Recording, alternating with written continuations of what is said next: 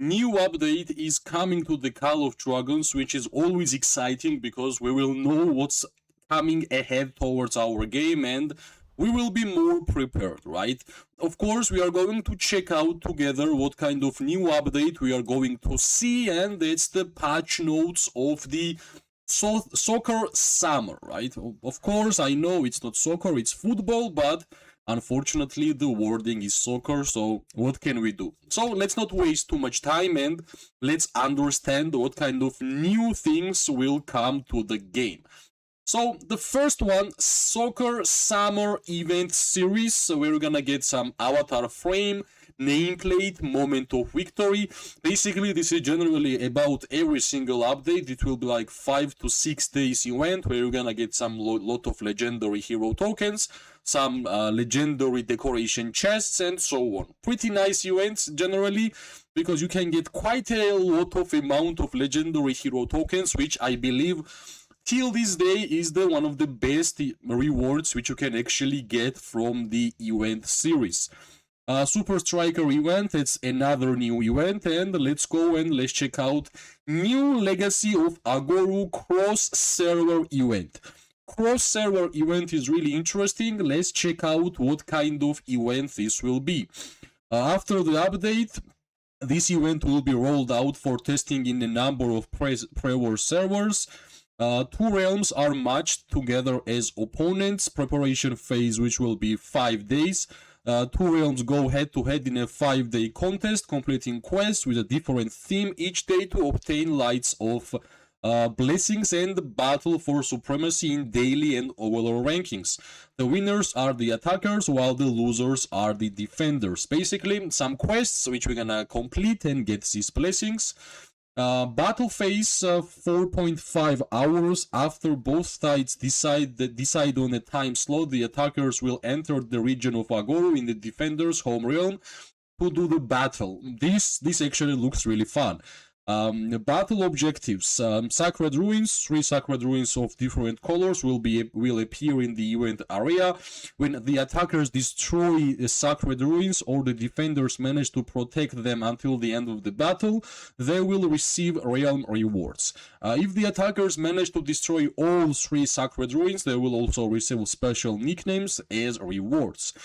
Personal rewards: players will be granted Sacred Stars for outstanding performance in battle. Sacred Stars determine personal rewards issued when the event ends. Well, I like the battle aspect. I like that it's kind of another version of Roots of War, a new game mode which is coming to the game, which might be really exciting. So let's see. Twilight Remembrance limited time cosmetic event. Your choice of decorations, the location effects, dynamic avatar frames, and more rare cosmetics. This is not a new one. We had something like this before. Dazzling Dream Events. Complete the quest Dazzling Dream Events to win choice legendary decoration chests and other amazing rewards. So we are getting some new events in this new patch, which is always exciting because, well, new things generally bring some new emotions to this game, and it's always welcome. Improved gameplay feature and new decorations. This is the main thing for these patch notes. The update includes the new decoration Abyssal Blade, Mysterium Brewpot, and Moonlight Fountain. Trove of Riches, new decoration can be obtained by opening treasure chests, Wanderer's Workshop, season achievements, holiday event series, Builder of Dreams, and Grimoire's Wish. And these are basically all the events from where we will be able to obtain these new decorations, and at the end of the video we're gonna check out the attributes of these decorations, which seems really interesting in my opinion. So 3 new decorations should be really fun, and hopefully it will be easy for the free-to-play players to actually obtain these decorations, because last time it was really painful. Improved decoration upgrades, well, it's just the add button to open multiple choices. Let's go and let's check out Roots of War changes. Change the building opening times. Buildings will now open after 3 minutes, previously 6 minutes. 3 minutes after the battle begins, you can deploy legions to occupy buildings. Change the spawn time for Luna Bright pools. They will now spawn 5 minutes after the battle begins. Slightly expanded field of view from infantry, cavalry, magic, and marksman legions, except for elk riders, which are cavalry units for the Spring Wardens. Reduced field view of for elk rider legions. All right, it's not a minor, it's pretty huge changes, especially the first one. New Roots of War skills. Roots of War is getting a brand new skill system, providing more complexity and strategic depth. Alliance admins can equip teams with 6 different skills before the battle begins. Teams can equip both general skills and summon skills, which allow them to summon behemoths to the battlefield. The original mechanism for summoning behemoths has been removed. After entering battle, the captain and titled officers can cast skills. Behemoths can only be controlled by the Beastmaster. This looks really interesting. 6 different skills. It will give Roots of War something new, because after the introduction of Roots of War, nothing huge really have changed towards that feature, and hopefully it will bring some more new fun to Roots of War gameplay. Improved Darkling Fort search and display, nothing really huge. Improved server hotspots, added the past hotspots display after the update. Newly generated servers hotspots will be added to the past hotspots, which can be viewed from the alright. Increase city road limits. Alright, and let's go and let's check out season system improvements. Season of Stripe 2 improvements. A new camp versus camp gameplay. This season feature realm classes during the scenario registration matchmaking phase. Registration realms will be divided into A, B, C, and D class realms according to their power. A and B class realms will be matched together, as will C and D class realms. Finally, teams of similar power will be matched against each other, with one team being designated to Sunflower Union and the other to Frost Edge Oath. The two camps will then do battle across Balaron. Map has level changes. Level 1 passes on the season map have been changed to level 2, while level 2 passes will be changed to level 1. Ancestor statue rules changes. Players can now deploy up to 3 legions to Runic Ancestor statue and Supreme Ancestor during season up from 1.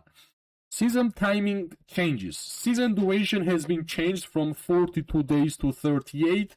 Sequences and timings have also been changed for some Augustus Stone stages. Major phases will now open on weekends, which is super important, because people actually work and weekends are the perfect time to fight.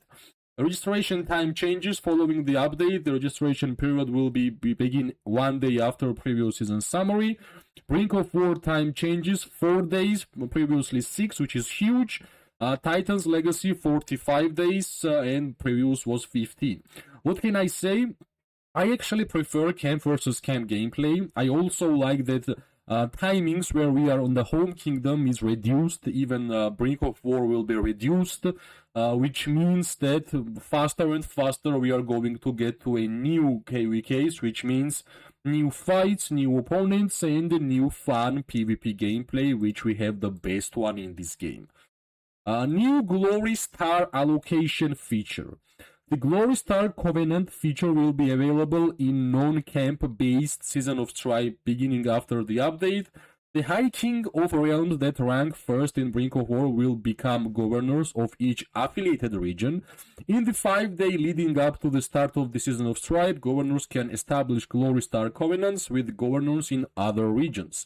When an alliance in one covenant's signatory regions occupies the Dragon's Lair, so long as the region fulfills requirements for total resource healing points, death points, and merits, the alliance leader can choose to allocate 4 glory stars among alliances in the covenant's signatory regions.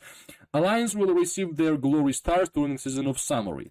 If Alliance is allocated a glory star, a victory will be added to your personal season record following this season summary. Well, this glory stars is important because I have been winning some KVKs and my stars was not really adding up.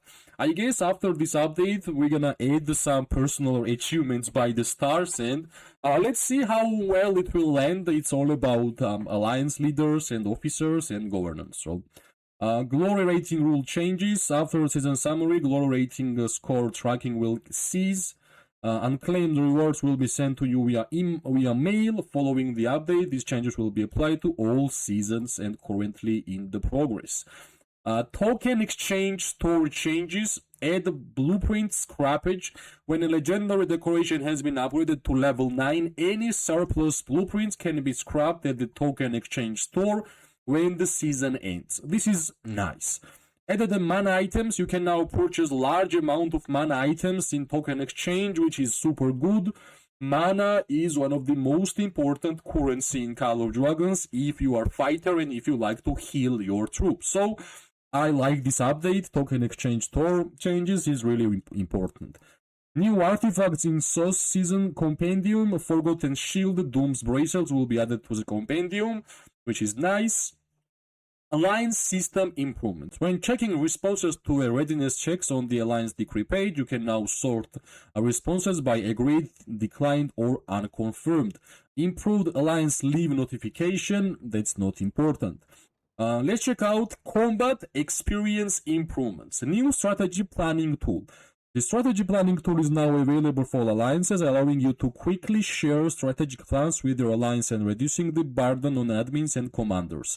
Alliance admins can now tap to the pop-up window in any empty area on the map and to access the planning tool page. The tool allows you to add lines for attacks, defense, and retreat, mark your forbidden territory, and mark relocation areas. Yep, I guess easier job for the officers and leader. A new overall plan management feature. Add a plan management feature for the city theme. You can have presets for city themes, decorations, switch quickly between them. I guess it's important because players are not only one main troop type. There are some cavalry mains, some archers. There are some accounts which are playing basically everything. So for them it will be important to one-click their strategy. It's a pretty nice update if I will be honest, right? New talent configuration feature. Add a new recommended plan feature for talents, allowing you to swap between multiple talent configurations. Added a buff overview page to talents, allowing you to see all the buffs you receive from your talents. Improved calculations for talent peak rates. This is nice, especially nice for new players and even some existing players who think that talents are just nothing, right? Hero skill fixes. Fixed an issue where Thundelyn's Sky Fury and Thunderous Onslaught skills would not receive a damage buff from the Cantman's Ebb or Flow skills. Fixed an issue where numbness obtained via Thunderous Sky Fury skill would not trigger Cantman's Armor Corrosion skill. Alright, I guess Thundelyn was not really performing how it should be, so I guess it's nice. So 7 siege fixes. Fixed an issue in Season of Stripe 7 Siege where wall buff, Sky Full of Arrows, Tip of the Spear and the Wall Breaker would take effect upon Elk Rider Legions. Fixed an issue in Season of Stripe 7 Siege where gates would immediately recover full durability if destroyed when Citadel entered the Armistice phase. Following the fix, gates will only recover as amount of durability. Alright. Hero skill description improvements. It's only description improvements, nothing really changes, just wordings basically, so it's pretty useless to read. It's just wording changes, not percentages, not numbers, so let's not read it, right? Event experience improvements, weekly daily bundles, each week features multiple options. Improved Crucible of Heroes event, new buff, added cavalry, infantry and ranged buffs, marksman, magic and melee belong to one buff pool, while ranged cavalry and infantry belong to another. For each event, the 3 bosses rotate between these two buff pools. Each boss has different buffs, adjust your strategy accordingly. temporarily buffs restrictions to ensure fairness, temporarily buffs from the titles, mana stones, alliance skills, season of policies, and war frenzy do not affect this event. So this is the soccer summer, and we're gonna check out what kind of new decoration buffs we are going to have with these three decorations, right? And they are basically here. The Mysterium Brewpot. Combat style opportunist. This style favors picking the right moment to strike, but it is less powerful in open battle. Basic attributes: rage accumulation speed 5%, normal attack damage dealt 8%, normal attack damage taken plus 3%. Additional effect: PvP legions deal 4% more damage and take 4% less damage. When hit with normal attack, the Legion loses this buff and takes 4% more damage for 5 seconds. Kinda looks like cavalry decoration because of rage, but well, I guess you can use it with skill damage archers also because of normal attack damage increase. Yeah. Abyssal Blade. Combat style favors dealing heavy damage within short space, skill damage dealt, defense penetration, legion HP minus 3. Well, I guess this also kinda looks like cavalry. The first time a PvP legion launches a normal attack after entering battle, it deals 6% more damage for 5 seconds. After 5 seconds have passed, it deals 3% less damage until the end of the battle. Moonlight Fountain. Combat style, defense. This style increases survivability in battle but reduces damage dealt. Legion HP, attack resistance, skill damage dealt minus 3. Additional effects: PvP legions take 7% less damage and deals 4% less damage in battle. This is, of course, for the infantry, for sure. First one looks like for the mages, for the cavalry, I guess, and the Abyssal Blade looks like for the archers. Or maybe it's, well, I have to look at it, right? I have to look at it and I will give you my opinion whenever the patch will be live, which will be tomorrow. So, yeah, this is the Soccer Summer, the newest patch notes, which will land in 1 day exactly, in 25th.